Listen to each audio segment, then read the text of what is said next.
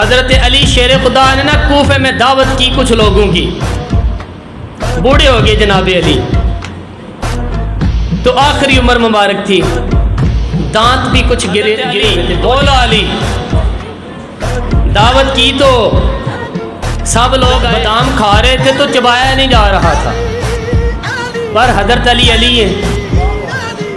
ایک نوجوان نا گھور رہا تھا کہ ان سے نے کہا یہ بابا کون ہے جو بادام کھا رہا ہے؟ انہوں نے کہا جناب علی ہے، تو پھر گھورنے لگا حضرت علی کو۔ حضرت علی شیر خدا کہنے لگے او بیٹے ہو ادھر آ، قریب آ گیا، فرمانے لگے پوچھ کیا پوچھنا چاہتا ہے؟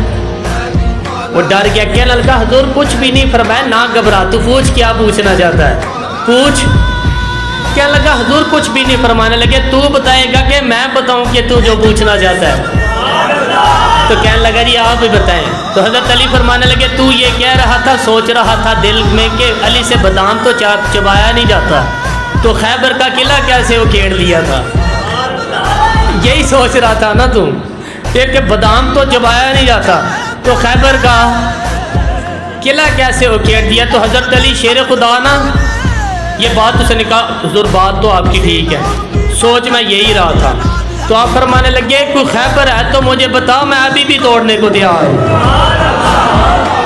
تو کہنے لگا جناب بادام نہیں چبایا جا رہا، اس کی وجہ آپ فرمانے لگے بادام میں وجود کی قوت سے توڑ رہا ہوں، اور خیبر میں نے ایمان کی قوت سے توڑا تھا۔ وہ میرے دیواریں ہلتی رہتی ہیں اور در کانپ جاتا ہے، علی کا نام سن کے اب بھی خیبر کانپ جاتا ہے۔